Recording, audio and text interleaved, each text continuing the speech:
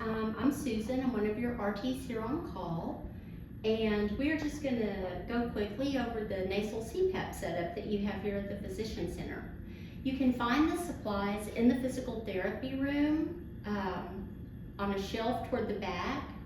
You will find this black carrying case for the CPAP. This is actually a home unit, and this is what the unit itself looks like. When it comes time to plug in your power cord, you're going to want to make sure that you have that in a red plug, like any other equipment. There's something called a BiPAP disposable circuit. All of this is single patient use. None of it's reusable. There is a humidification or water chamber. You will need a piece of oxygen tubing, a little bottle of sterile water for inhalation, and then there's something also in a small blue bin that's right next to all these supplies called a UADAPT straight connector. Let's see if I can get that up there for you. And what this is going to do, this is going to provide a port on top of the humidification chamber for your oxygen bleed in. It's the easiest and best way to do it because you won't have to cut any tubing. So that's your shortcut. Very quickly, we're just going to look at this.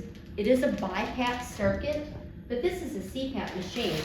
So you're going to wind up with an extra piece of tubing that you're going to throw away, and I don't want you to be worried about that. It's this small clear tubing with a little T-piece at the end. You can just pull it right off of these connectors and throw it away. You do not need it. Do note that there are two different ends of the CPAP circuit itself. The plain end is what's going to go on your humidification chamber. And this piece where the little white cap is on the end, that's an exhalation port. You never want to block this exhalation port when the unit is turned on because that allows the patient to exhale and not get excess pressure built up in the chest. We're just going to leave this little white cap that's next to the exhalation port covered. You want it covered so that it doesn't cause a leak in your system. So, the little humidity chamber or water chamber comes in a box. It looks like this. And you're going to remove the plastic cover on your chamber. And you're going to push this little retention slide down, and that allows the chamber to fit onto the unit. And these two ports, the one on the chamber, matches up with the port on the system, and you just click it in like that.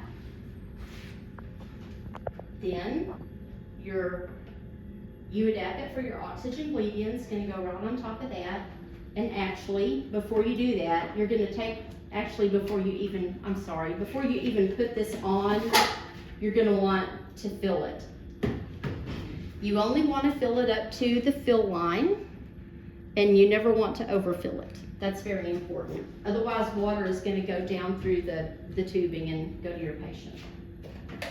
So, sorry about the little side step there.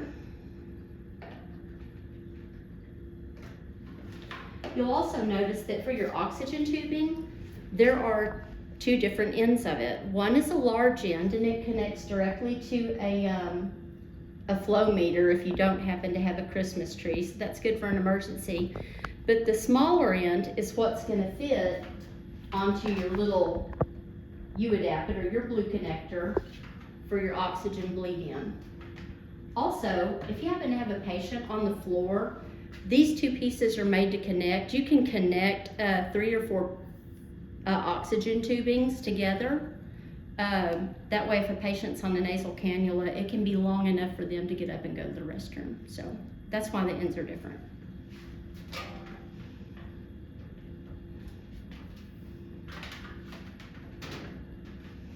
And then, of course, you're going to need a mask.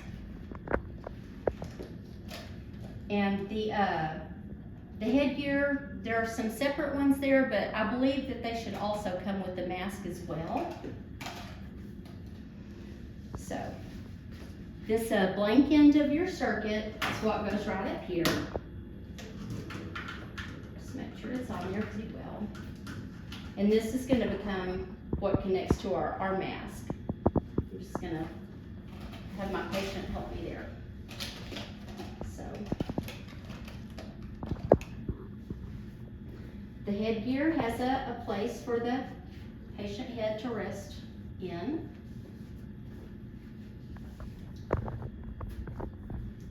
And you'll just get it kind of even as possible.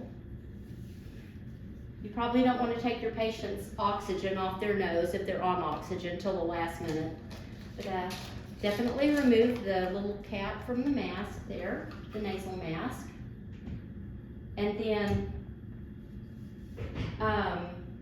you can either thread the strap through these little holes up here, but there's actually a little break in the plastic that allows you to just put it in a little easier. You really don't have to thread it. You can just work it into that little break and do it like that.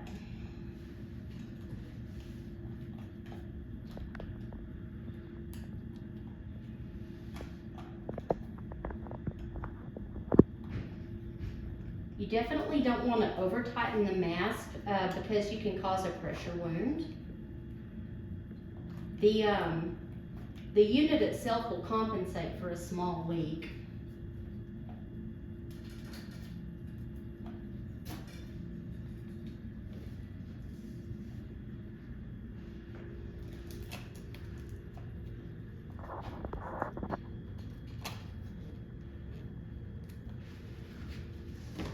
And then before you connect it here, you want to turn your unit on. That's the big power button right here. It's important to know that our unit has a fixed setting of 10 centimeters of water pressure, and we are not able to adjust it. But this small arrow key at the bottom will take you through the settings. The little line that's got the 3 swirls coming up from it is the temperature and humidity setting. And you can adjust each setting with these up or down arrows. You always want this at the lowest setting, which 1.5. Oh no, it goes down to 1. Let's go ahead and set it at 1.5. That would be a good setting. Then you'll arrow over again. That just takes you through the settings. Don't worry about the number of hours. That shows the hours it's run. There's another value. It has to do with patient compliance. We're not worried about that.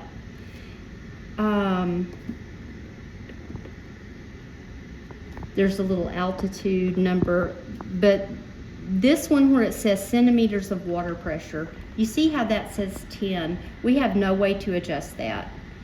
The feature's locked out and we would just have to get a new unit.